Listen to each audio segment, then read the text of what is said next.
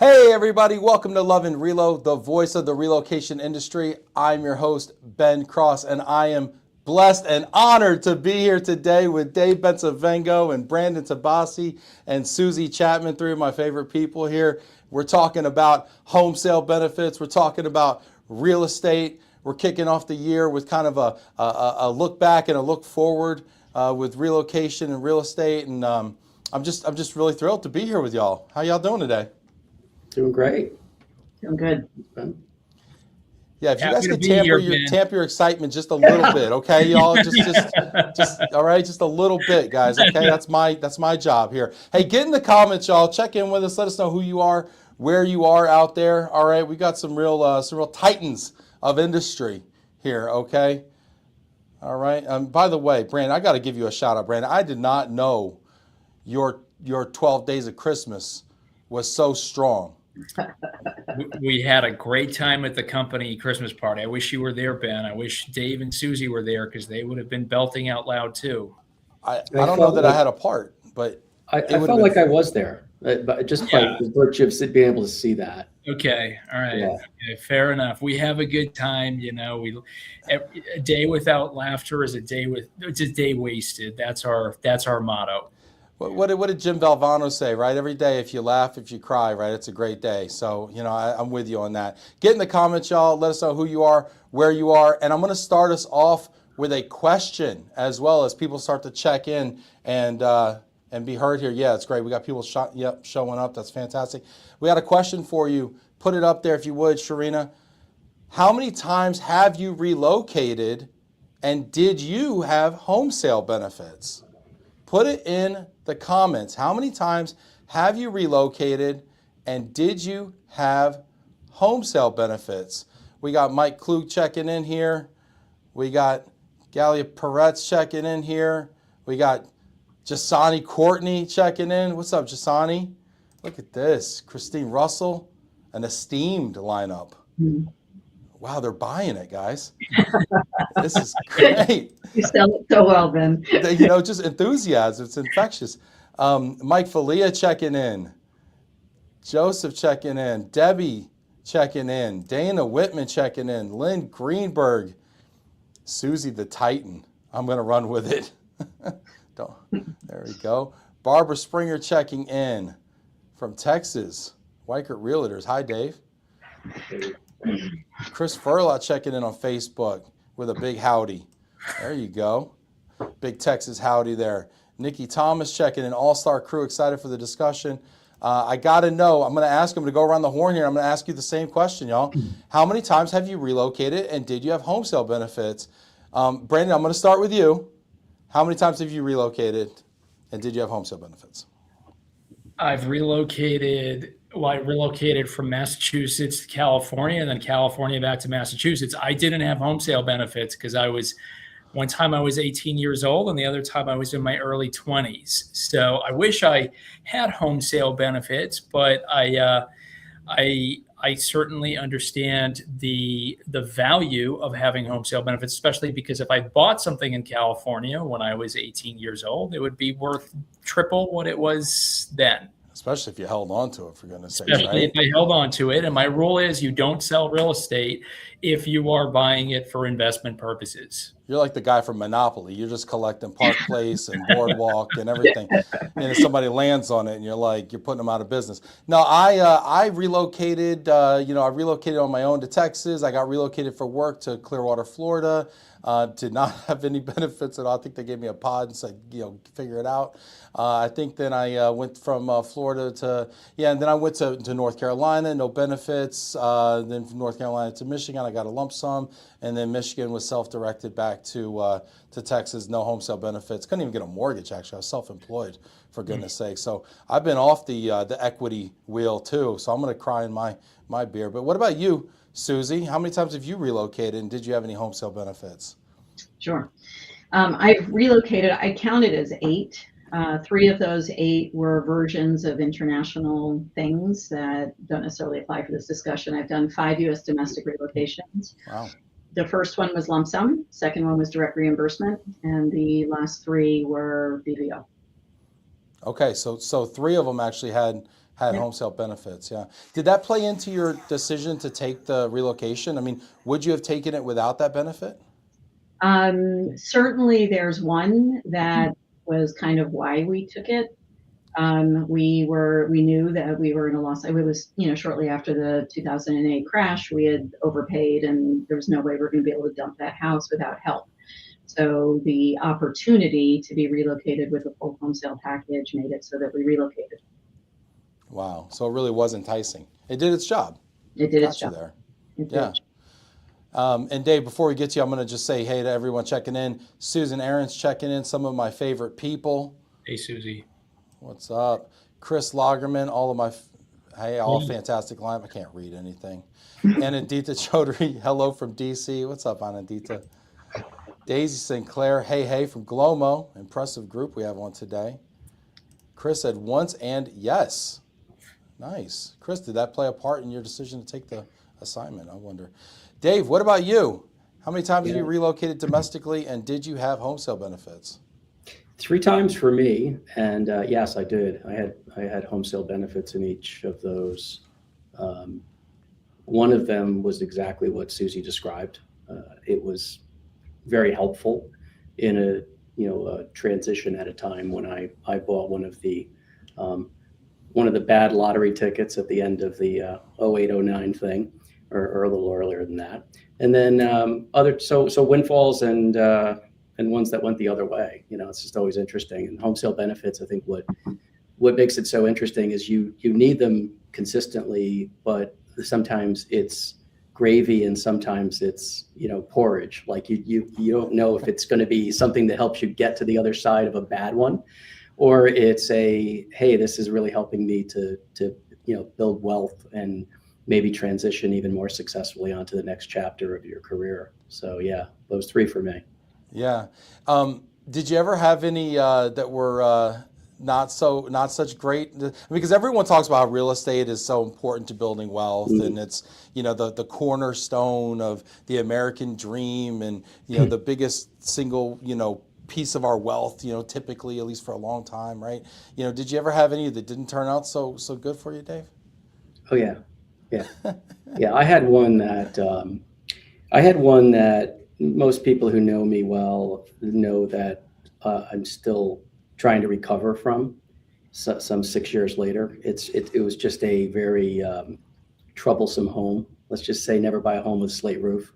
We'll just start. That's full stop, and it goes worse from there. But the things that sometimes make a home problematic, they cause a lot of stress in your just your situation, right? You're in a no-win recovery where you're not ever going to get back what you paid for it or what you put into it. And then furthermore, you have a money pit situation too, which was mine. Like I had literally a money pit. It wasn't just get back to where you were. It was, you have to keep funding this charming old house. So yeah, that was the bad end of the spectrum for me.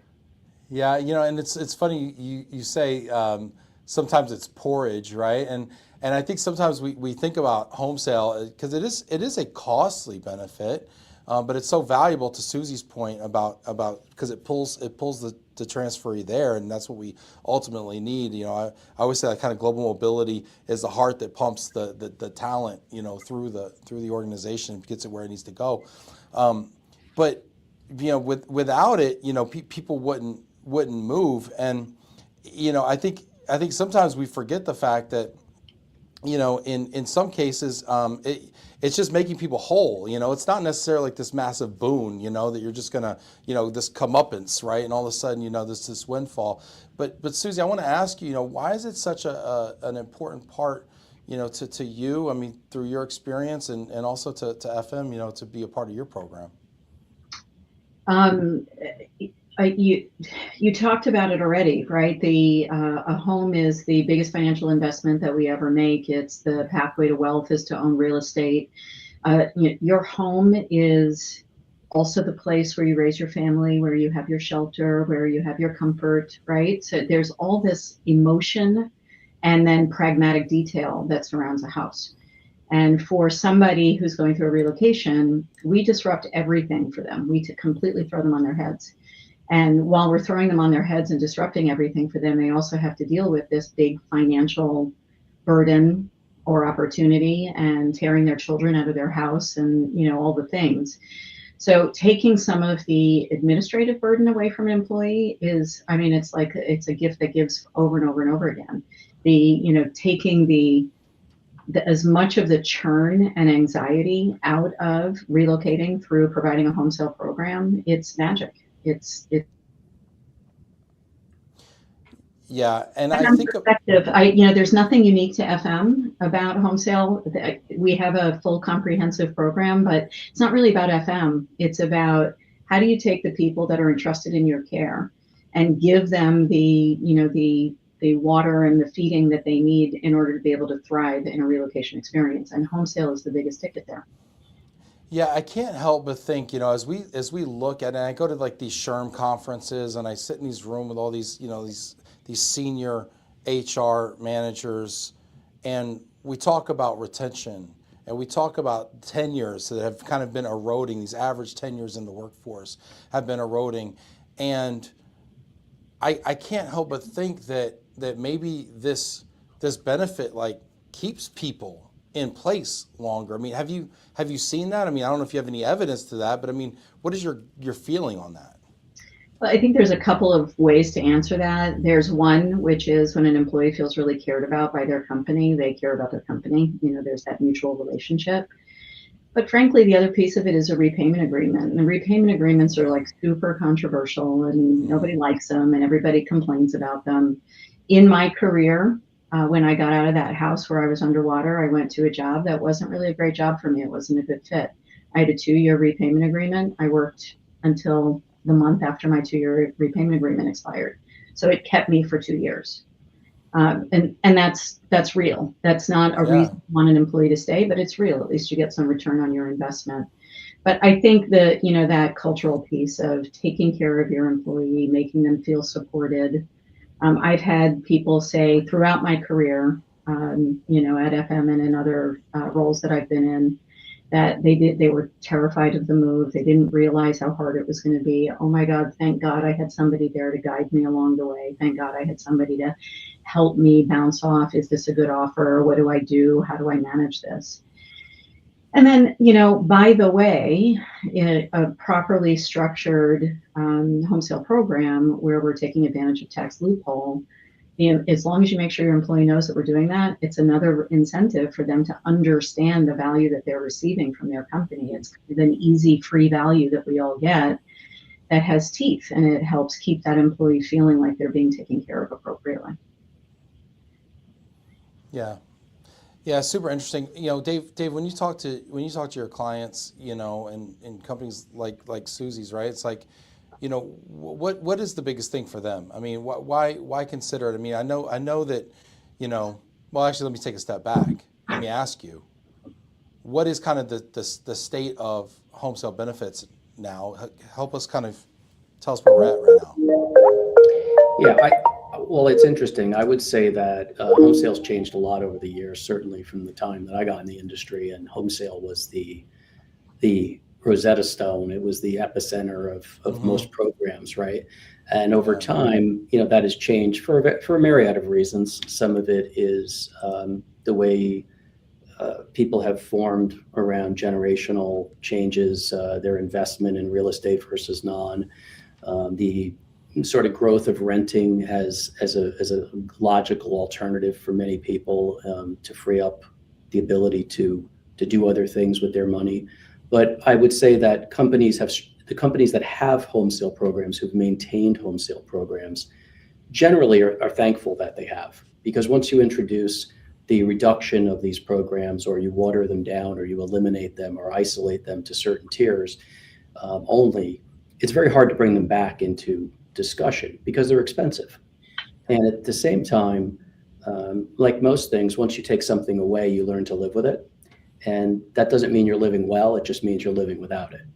So I find that a lot of our best programs have really embraced this because they look at it through their cultural lens, that for all the reasons Suzie cited, it helps them to achieve their talent objectives. It helps them to make people feel really good about the availability of these opportunities when they come up. And so one of our research pieces over the last couple of years, we found of those that turned down relocations, 41% mentioned some reference to concerns about home equity or ability to get their home sold, or et cetera, related things that concern them. And I think in my moves, I can give those stories about each one of them, good and bad.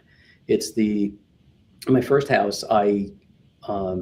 We bought it, and 6 months after we bought it, and it was the place like I was going to be buried. I was still early in but it's like, that's the house. To get way too sentimental, it's a neighborhood I used to drive through on my way to go fishing with my dad, and he would drive through this neighborhood, and it was on the way up to the lake, and he'd just go like, lawyers and doctors live here. Like, look at this neighborhood.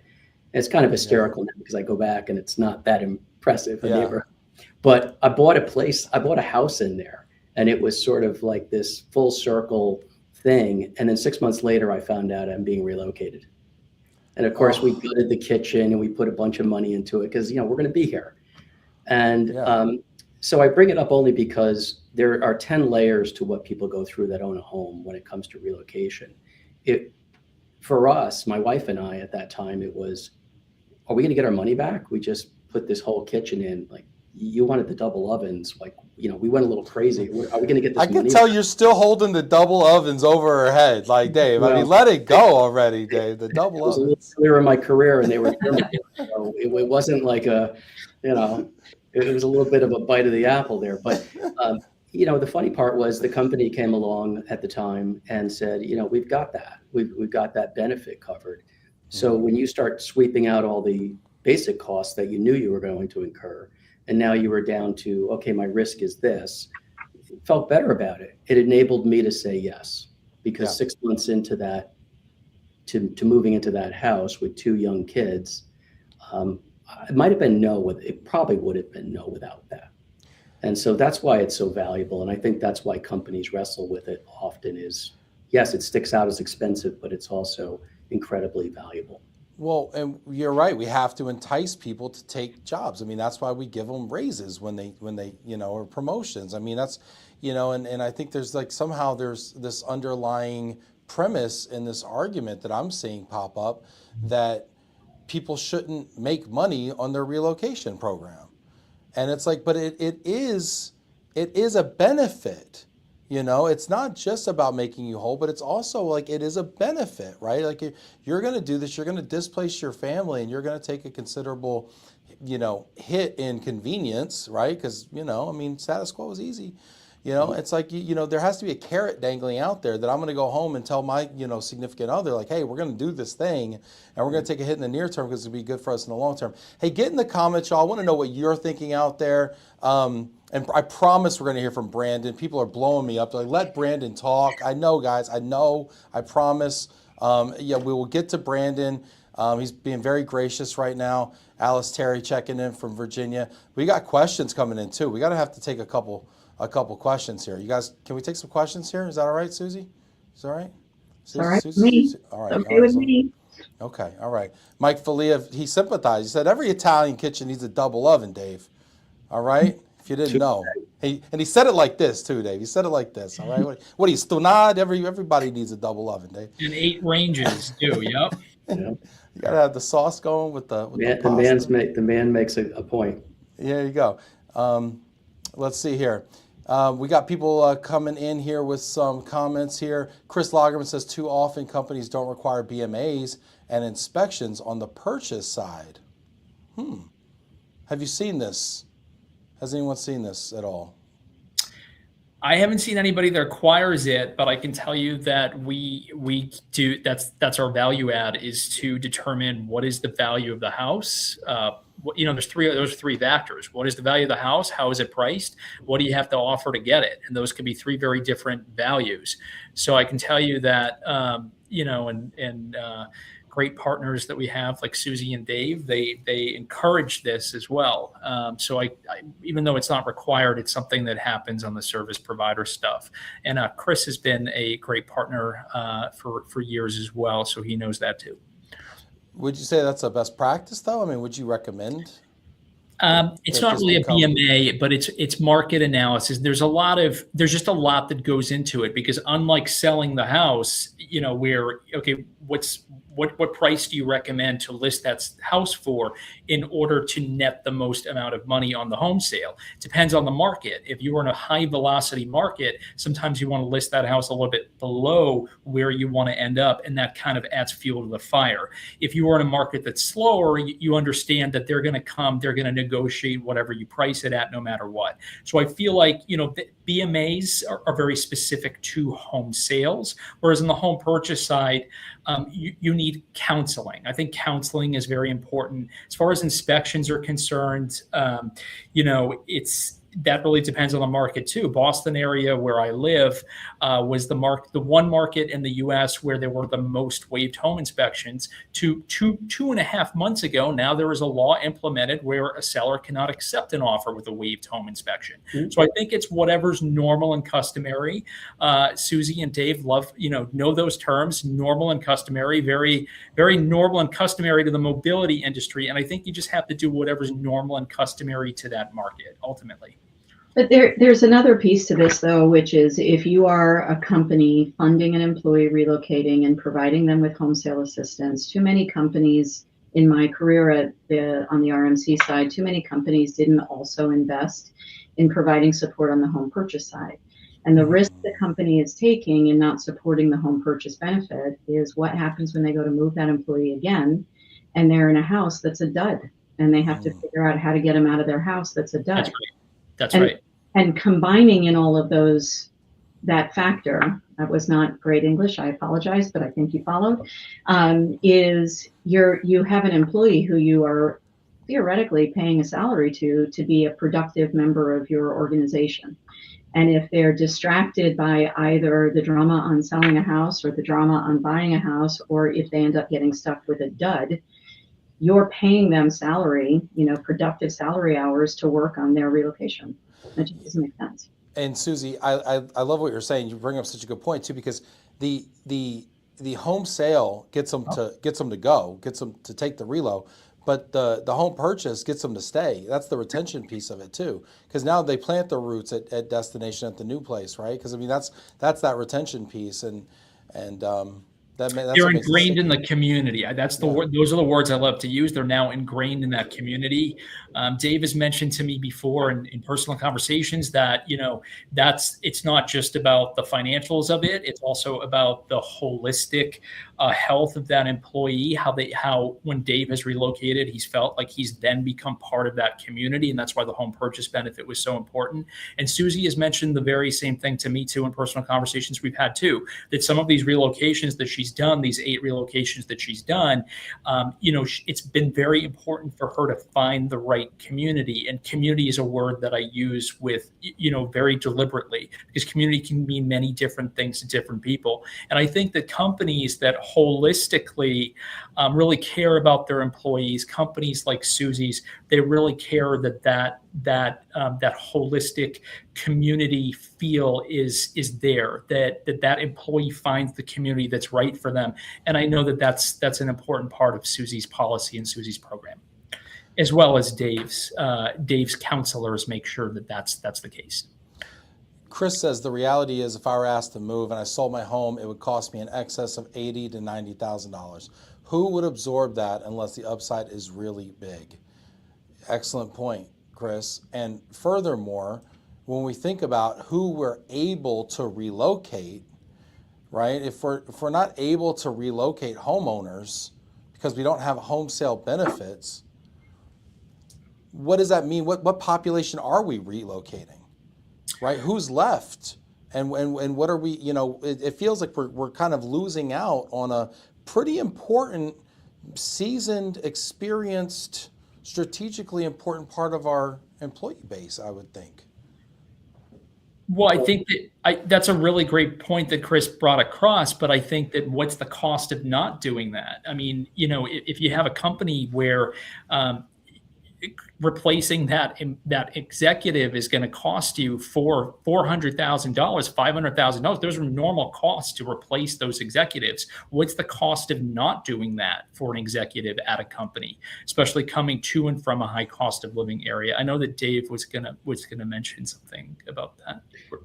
Yeah, no, I agree. I think the challenge with all of this is you start selecting what your employment pool looks like, what your talent pool looks like, right? You don't want to get into those variables.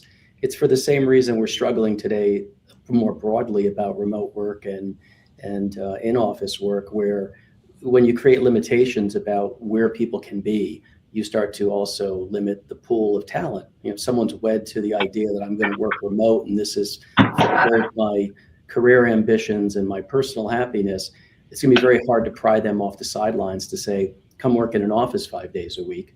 But if that's important to your culture and it's critical, then you accept that reality because you think there's a greater good of being together that offsets missing out on that talent.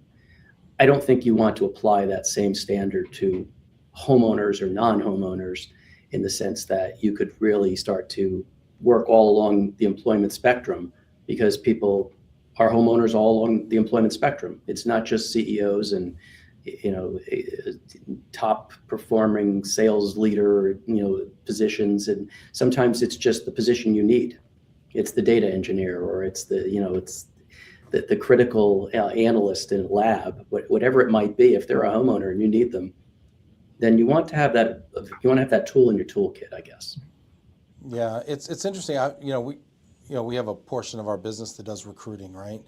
And we've been recruiting a lot of mid-senior positions lately that have done for this one company in particular that's offering relocation. They're offering a $10,000 lump sum is what they're offering, and we're selling it. That's our job, right? We're selling it, and we're getting people to take it, right? And these are folks that they're making these are $150,000, $190,000 jobs, right? And we're getting them to relocate to a major city. And it's, I don't want to say surprising to me that they're taking it, because we're great at what we do, but it's definitely a challenge, because I'm like, well, what type of people are these people? I mean, because if they have a big 4-bedroom house and a big family and all the things, how do you do that? How does one do that, right? And for 10 grand. And I don't know if there's a gross up or not. I don't ask questions I don't want to know the answer to. Okay, I'm not even asking if there's a gross up or not, right? But I don't know, and so I'm thinking, well, in my mind, I'm like, these must be renters, which is fine, it's great. So I'm like, so that means that we can't go out and effectively relocate. And maybe this is a bias in my mind, but I'm thinking, I'm profiling. I'm thinking, what type of a person can even take this job? Can a homeowner even accept this? Oh, and they want them there in 30 days, right? Can they even take this job? So it's cutting you off from a real big segment of the population, a good segment of the population, So let me throw some contrarian red meat in here. So interesting. For the first time in history, more Americans have their wealth in stock than they do in real estate. Wow. It's the first time we've ever crossed that line on the graph. And we're the only country here in the world that has that dynamic. So in part, I think one of the answers to your good question, is some people have achieved wealth in other ways such that they can absorb maybe that cost.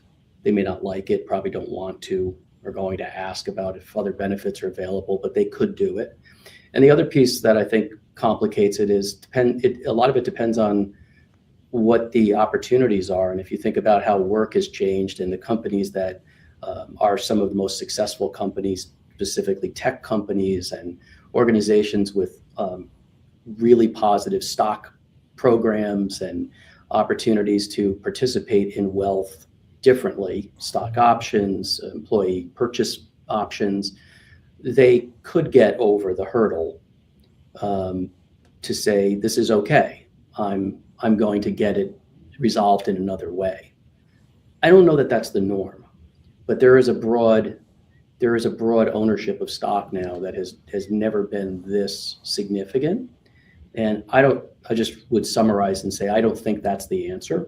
I would just say it's a partial reason why some people can make their way over the hill. All right, Dave, I'll play your game, you rogue.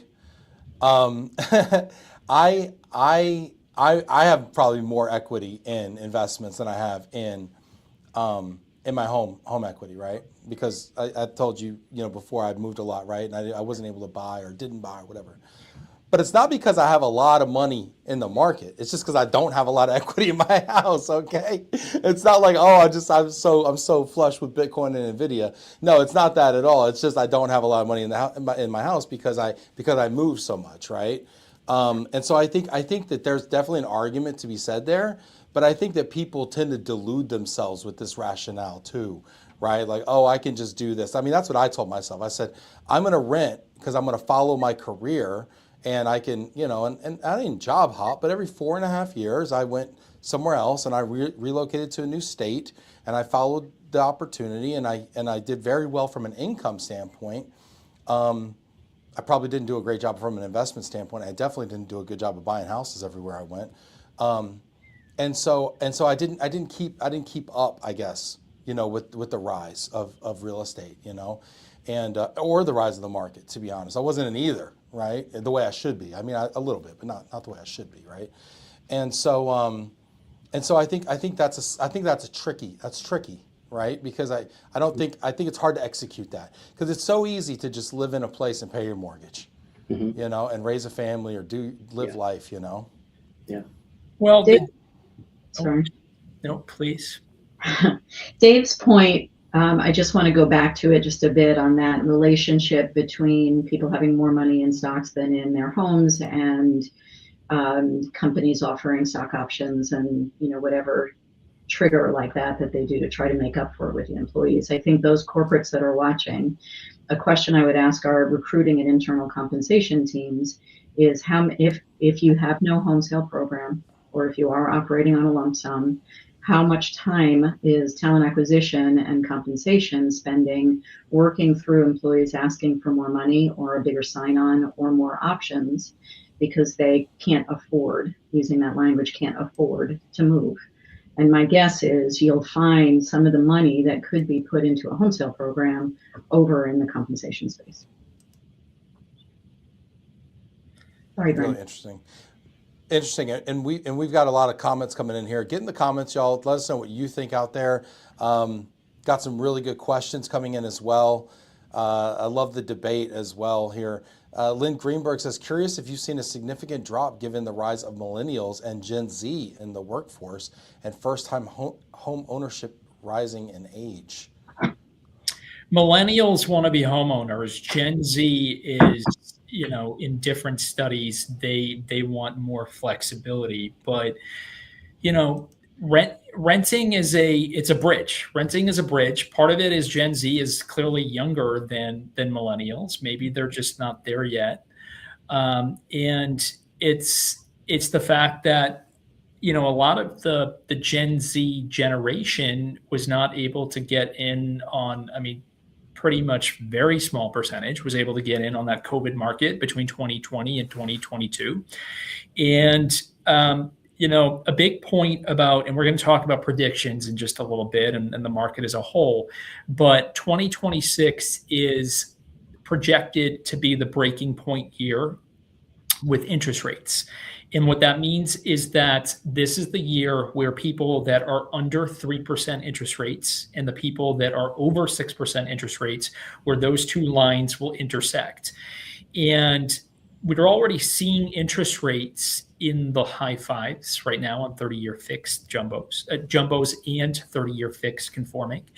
And I think that it's a matter of how old are Generation Zs right now and how old are millennials right now. But I don't think that the fact that Generation Z, the the moral of this is the Generation Z has not wanted to be a homeowner as much as the millennial generation has wanted to. I think that could change with these new interest rates, and also as this generation gets older. That's what I think. Yeah, the millennial thing has evolved too, right? I mean, millennials didn't want to be homeowners 10 years, 15. That's I mean, right. part of it's just an age thing, I think, That's right? it. Yeah. Kids these days, every generation, it's kids these days, right? It's funny how a calendar turns and suddenly all these trends blow up. It's just called life takes over, right? But I think Lynn's point is a good one, because there is something happening in the latest generation, and I think some of it's tied to employment, right? If there's any struggle in the employment specter, it's around, the Gen Z employees getting in the game, getting in the workforce, and how are they getting in the workforce? Is it in a material way? Is it they're to the point where they feel secure and comfortable? There's a lot of spinning topics between AI and companies focusing on spend probably more acutely than they have during the post-COVID era. And so, yeah, I would think that does affect people's excitement about taking on risk and getting into an inflated home sale market. But all the more reason why, wherever you sit in the spectrum of home sale, you need the support, because it's a complicated project. It's complicated, time of transition. Yeah. And I think what I've learned from the whole process is you got to get in the market at some point, and you got to get in. You got to get in you got to get in, and then when you get in, you build equity, and then you get in, you get a bigger house and a bigger house, whatever. But you got to get in at some point. And the longer you wait, the worse it gets, really. And then you got people that just sit on the beach, and that's cool too. And then Dave, you're hey, that double oven wasn't so bad. You could have had to build out a whole nother kitchen in the basement. You know what? So there's that too. But Dave, you brought up a great keyword, which is inflated market. I don't think that the market is inflated everywhere. I think that in some areas it's still undervalued, and I think a lot of things. And I'm, I think perhaps you may agree with the fact that all real estate is local, and that might be why we saw such a dichotomous 2025, is because we're seeing the after effects of markets where the wealth in that market, the job creation in that market, the salaries in that market didn't quite keep up with what the home values were. You could reflect on markets where there is still a good ways to go, because the salaries, because the GDP in that market is so high, where it not only supports that investment, where there really is no other place for the values to go but up. So I think it really comes back to all real estate being local. Would you, Dave or Suzie, would you agree with that sentiment? I would. Looking at the program that I'm in now and programs that I've managed before and my personal experience, there's, the home sale market, but there's micro markets all over the country. And there's a lot of different things that happen in each of those different micro markets that impact, a manufacturing plant closes and the home sale, the value of homes in that area crash, or a big corporation moves headquarters into your area, and all of a sudden home sale values in that, or home values in that market, are overly inflated. And it will always do this. I'm hoping that Brandon will give all of us a list of those markets that are not yet at their full value, so we can go invest in real estate in those markets and become independently wealthy. But beyond that, I could completely agree. It's all about micro markets. And when you're managing a program, you have to think about each of the markets that your organization touches. Where are the markets, Brandon, in your expert opinion, that we really need to be thinking about home sale and maybe home purchase benefits? And just, you want to just kind of give us a peek into your brain your Yeah, encyclopedic knowledge of these markets? So I mentioned this a little bit earlier in the show, Ben, that 2025 was a dichotomous year in the U.S. So home values really stayed steady. However, they continued to appreciate in really just two areas of the country, the Northeast and the Midwest, and for two very different reasons. The Northeast, they continue to appreciate because that's where the jobs in financial services, in biotech, in pharmaceutical, these high-paying jobs are. And that's what attracts a lot of these companies to continue the hiring in those areas. And these salaries, they can very well pay for these homes. You know, you compare those areas to places such as California, the Bay Area, and the buying power in places in the Northeast, particularly, I mean, I'm a New Englander, so particularly Massachusetts and the Northeast, as well as New York, New Jersey, parts of Philly area, that buying power is there, and that in the home values, when you look at that buying power, are actually very reasonable compared to what people's buying powers are in places like California, the Bay Area, yet those values are staying steady as well. So I think the Northeast markets, if you look at Realtor.com, most hottest markets of 2025, they were all in the Northeast or the Midwest. The Midwest was hot for a very different reason. The Midwest was hot because manufacturing in 2025 did step up. Part of that did have to do with the tariffs. And there were parts of the Midwest where it was much easier to buy than to rent. And there's also a lot of builder financing in those areas where builders were offering interest rates in the 4%. So you could buy a new construction for $300,000. But, you know, the fact is there's infinite land to build on, not literally infinite, but in comparison to the real estate market.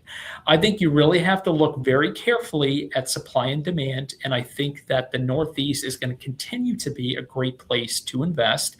And Susie knows that I practice what I preach.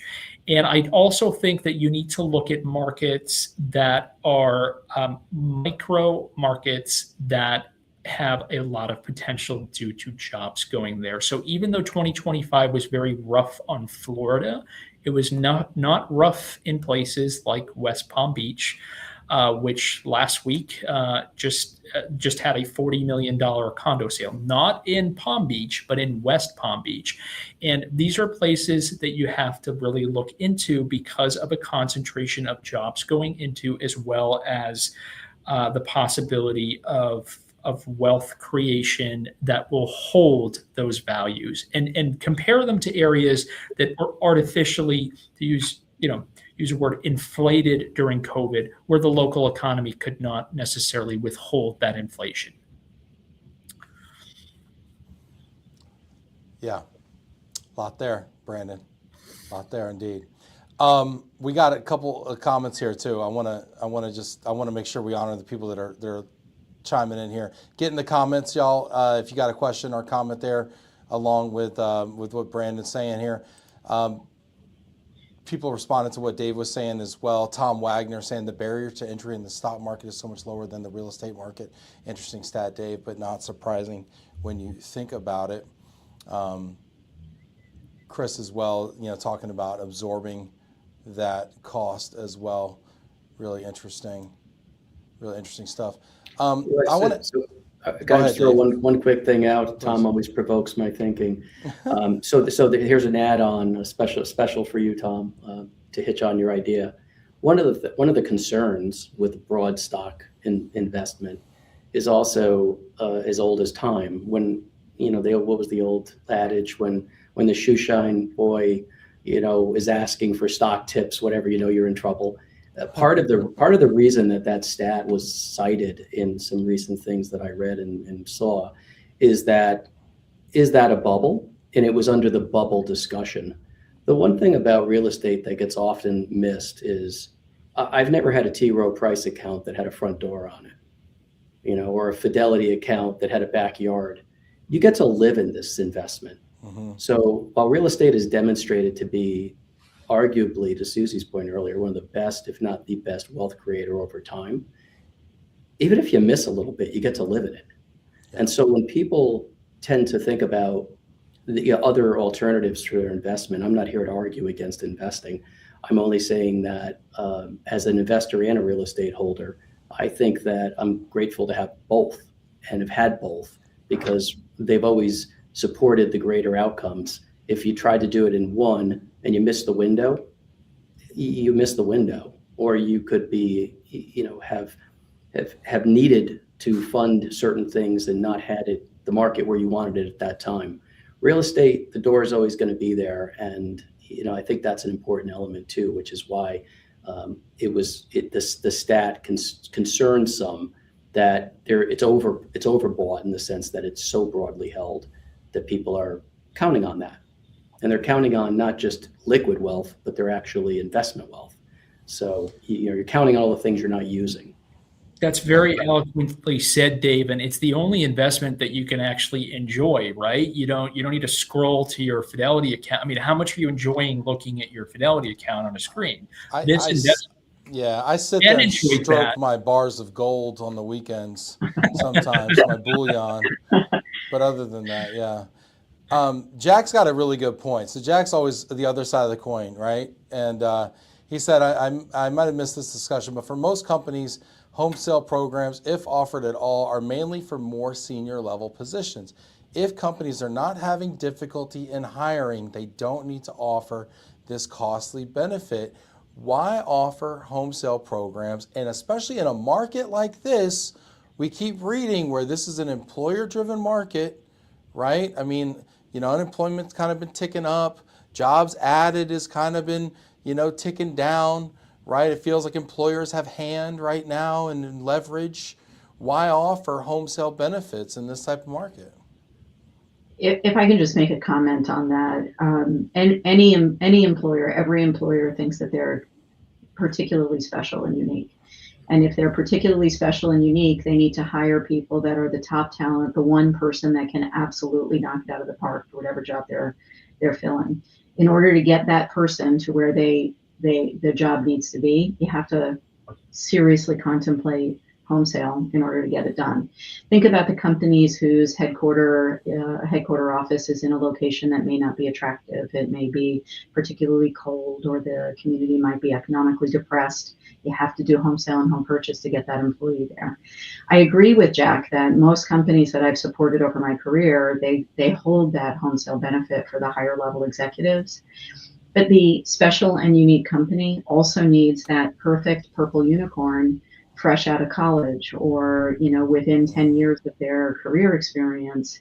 In order to get them there, you might need to offer them home sale or home purchase. They're not senior executives, but they're that purple unicorn that you need to drive the engine of your company. And also, hiring is very different than retention, right? And hiring is very different than attrition. And I think that, as Suzie said, every company thinks that every individual thinks they're special. Every company thinks they're special. And I think, obviously a home sale program, a gold standard home sale program is not right for everybody. It's clearly not. However, companies that really value that long-term retention, that development of their executives, of their employees, of that standard, really that standard of care and that holistic approach.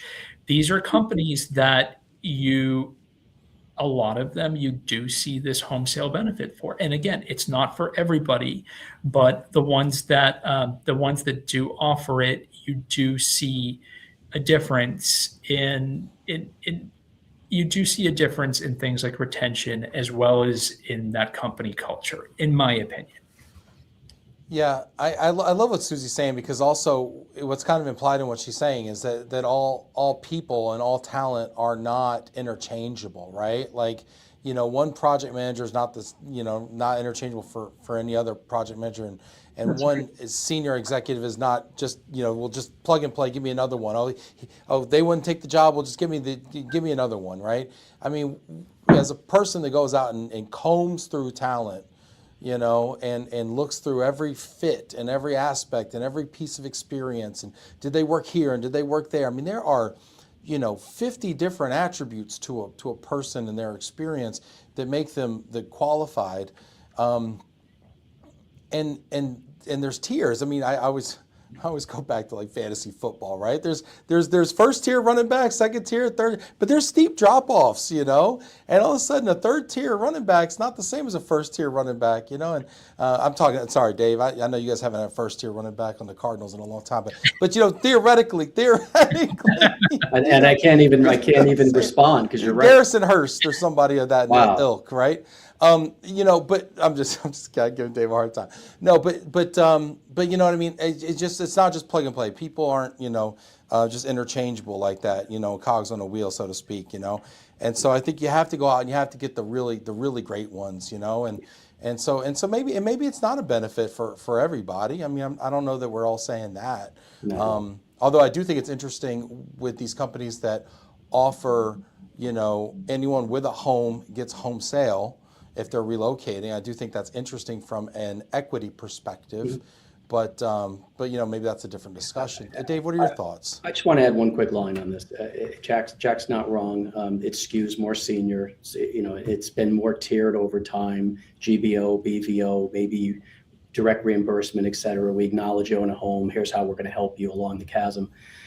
But one of the things that I would submit is we're about to potentially see rates reduced and more activity in the real estate market. I think there's a sense of that. There's some indications, at least in our world over here in January, that have been very interesting to watch. And as things start to thaw, and if they thaw more broadly, you're going to have more people wanting to get into the markets.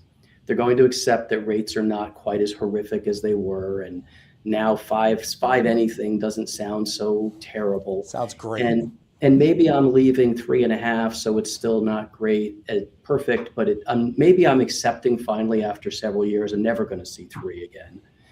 And that's how psychology tends to play out over time. People accept and then they move forward. Prices are where they are. You were talking earlier about you have to get in the game, right? I was talking to my niece and her fiance and a couple other young people who are in that first time, and that's exactly what we talked about. It's like you can sit here all day and wait for the house prices to come down, and it's probably not going to work out for you. Mm-hmm. You need to get in the game and you need to sacrifice a little bit. You're not going to get the house that looks like the beautiful apartment you're renting with everything brand new and that you've become accustomed to. You're going to get the house that needs some work. And so it's a way of saying that I actually think that there's a chance we may see a lot more homeownership take root, especially with millennials. Absolutely. They just need space. It's not even an option. They've outgrown all the alternatives of renting in a lot of cases. And then the second part is, when does Gen Z flip, get a little bit older, and they want houses? And if rates are more conducive and prices moderate a little bit, which I would expect because you're going to get more homes on the market, companies will have to and likely hear more ask from new employees, from current transfers about home sale benefits. And that was part of the reason I thought the timing of this call was important, because I actually think that trend could start this year. And companies should just at least take a look at that and be aware that that could be a rising need. Well, and I'm going to ask you, Dave, do you think home sale is a trend we could see kind of a resurgence of? I'm a little biased, obviously. From a personal perspective, I think it's the smartest thing, and I don't have a Hall of Fame of smart decisions, but buying real estate has been a really good experience for me, except for that one really bad one I mentioned. And it's created the opportunity for me to do things in my life that are important, like take care of my kids, support my kids' college education, or to, plan for the future, or to, be comfortable. And I don't know that happens if I'm just a lifelong renter. I've got a 30-year-old who hasn't bought a house yet. I know he has no equity because it's factual. So it takes time to see that over time develop. But I'm a fan of it. And I think we, as a companies, clients that we work with, companies that are looking to be best in class, things will change. Right now, yeah, the leverage is with the employer. But things do move around. And at that point, you want to just be looking down the road, because I think home sale is going to be a rising need. Yeah. Christine, has a kind of a question here. Do you think the potential of loss on sale due to the inflated home purchase prices of previous economy will affect home sale programs as interest rates come down even slightly and the economy is stimulated? I just want to say all real estate is local. So Chris, that's a great question. And I think that it's not, there's many areas of the country where things are not inflated. And 2025 was really the first year where in some places of the country, you saw prices come down very little, 5%, 6%, 7%. In some areas, again, these were areas predominantly that could not hold the level of appreciation that they built during the COVID years. And real estate is always a little bit behind. What happens when real estate is always a little bit behind when it happens? 2008 was the stock market crash. You saw prices bottom out in 2011, at least in the Northeast where our Remax brokerage operates. So I just think that you have to go back to all real estate is local. And I think that this goes back to when you purchase a home, which I think is the most important relocation benefit a company can give, because it ingrains that employee in a community, the community of your company. I think that you have to purchase that home wisely. And I think purchasing a home wisely is a major value add that companies can give to their employees by placing them.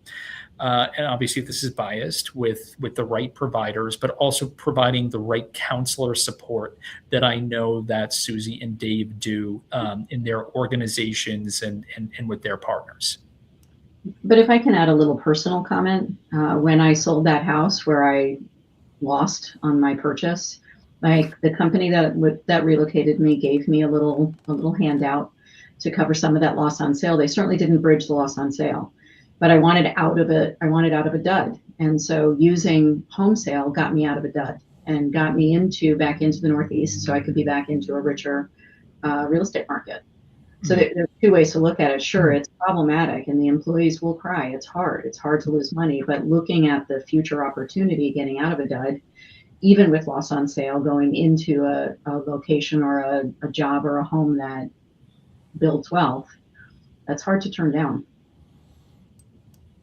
Yeah, really good conversation here. We've got some debate between the Jacks here in the comments, which I always love some Jack on Jack violence here. There are exceptions, of course, industry. So Jack's saying we're drinking our own bathwater, and he wants to see the data. Jack Taylor, now he played O-line, so you want to be careful here because he can get you on a sled and push it. But he's saying, have we seen any data about retention stats? I think it would be fascinating as an industry to really measure, the retention and the production and, I'm going to use the R word. The ROI of home sale benefits, right? I just think it'd be interesting. I think you've just given Dave the next Weichert study that they're going to be working on. I smell another FEM award. I would say that I'm very practical about data. Tom will attest to this. It's okay not to have exact stats about every decision or recommendation or observation or what experience tells you over time. So anytime you put into effect the fact that you hired a homeowner and they didn't work out and 3 months in you got rid of them, it's probably not necessarily because they weren't a homeowner. But you can't always turn that into a data trend. It's more about what does logic tell you? And history tells us that wealth is created from real estate. So if you have employees that you want to feel valued, they benefited from work. I know that the moves that I've had have left me eternally grateful to the companies who moved me, because they helped me to advance my career, but also advance my financial, my financial condition. So am I here because of that? Yeah, I'll tell you that. I mean, one thing I will tell you is I'm at Weichert for 21 years because somebody said, we got you, we'll get you home, we'll take care of this house and we'll get you back east. And when that happened, I was forever loyal. And I'm sure if something along the way changed my desire to be here, I would have changed where I was. But that feeling, not a data point, not a stat, but that feeling about my employer has lasted 21 years because I needed that support at that time, and I didn't have to beg for it. It was recognized as, you're trying to get back east, we're going to make that happen. And I'm not saying every relocation policy needs to be formalized and so on. My situation was a little bit unique at the time, but I do think there's something to that. And I really believe that remains important in the way we look at data and how we represent to our employers sometimes why we think programs can be effective. Dave, that was really eloquently said. And I just want to say, we have two people here, Suzie and Dave, that are at the top of what they do. They're at the top of this industry, this mobility industry, and they're a testament to this benefit. And I went to business school. I learned in business school, you can make stats, you can make numbers, you can manipulate them, you can make them look the way you want them to look, Jack. But what you can't make look the way you want them to look is how people feel in company culture. And Dave's story, Suzie's story, I think that tells you a lot about companies that truly put out this benefit, how they feel about their employees and how their company culture is when it's right for them. Not that this is an important reason to evaluate a home sale program, but when you're able to give your employee a really full, comprehensive, supportive home sale program, it feels really good.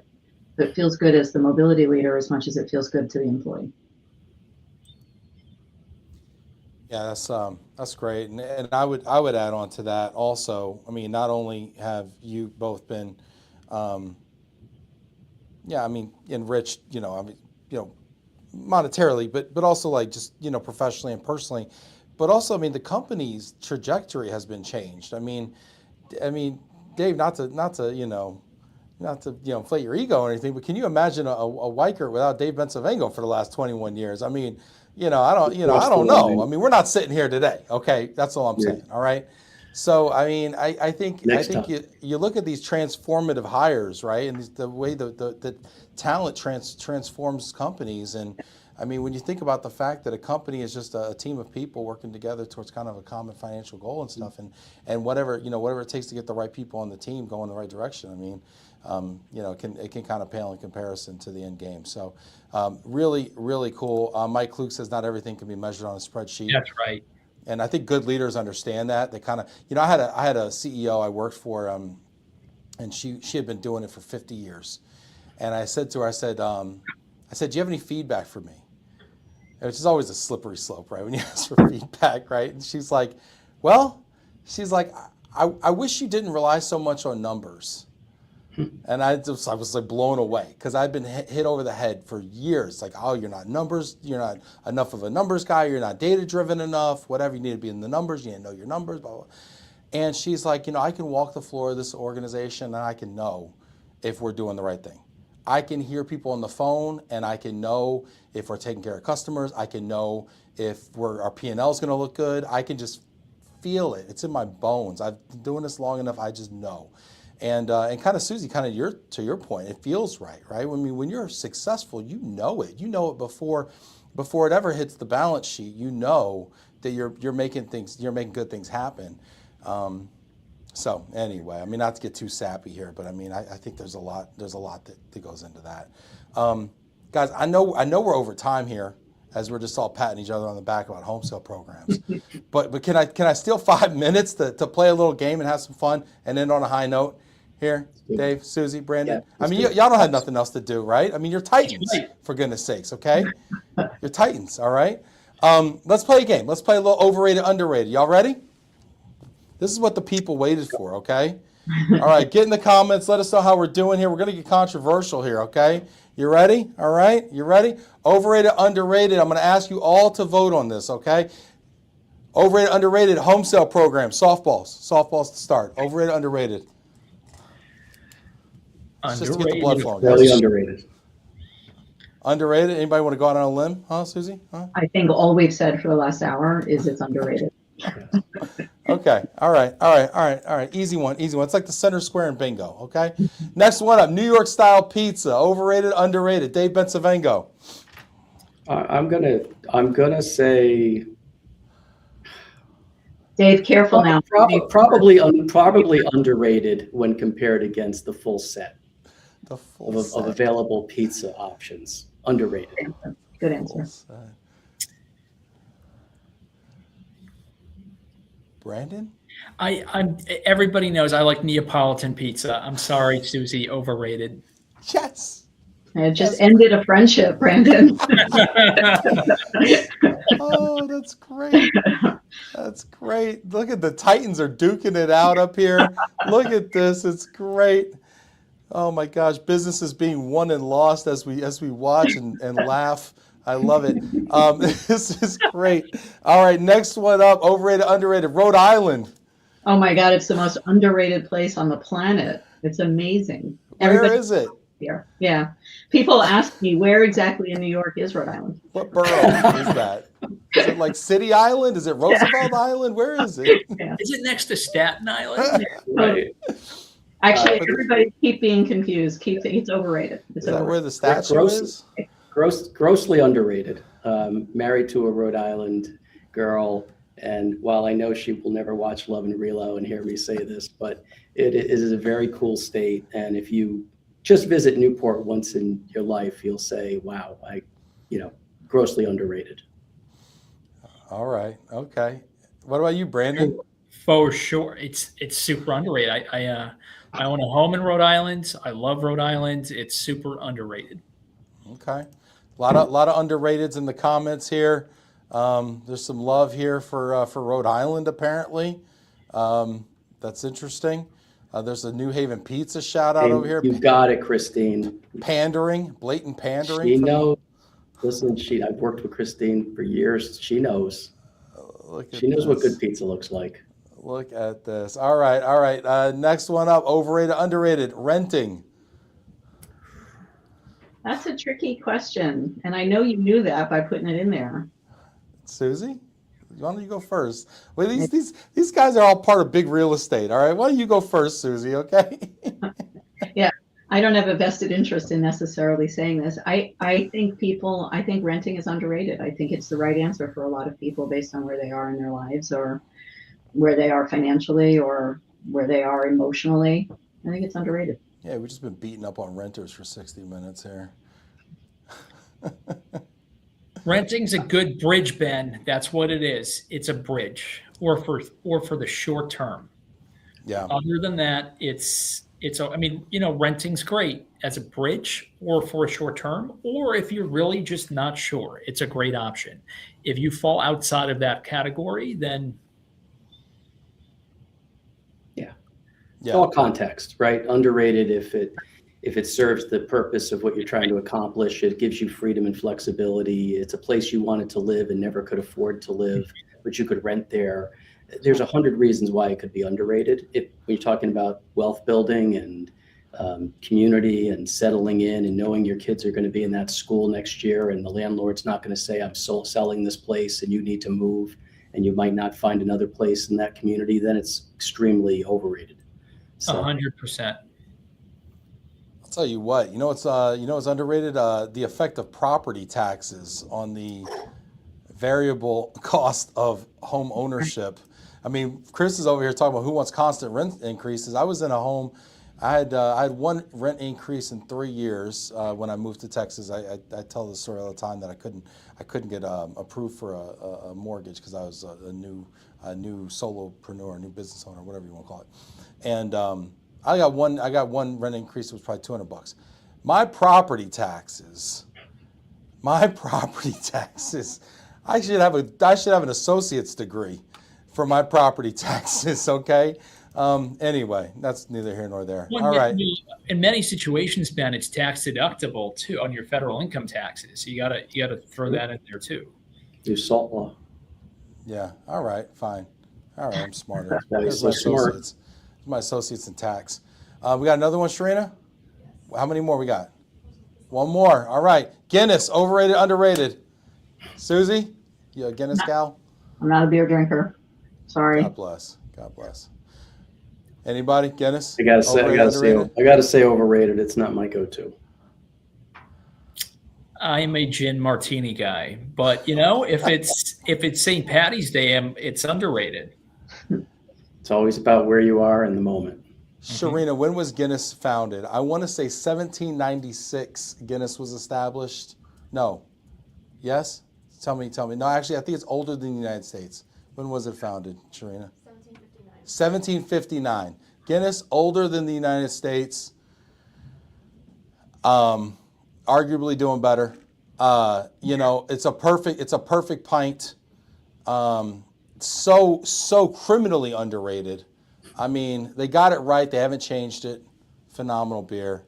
I'm not recommending anybody drink or change from your gin martinis or your whatever you do, Susie. But I'm just telling you, underrated.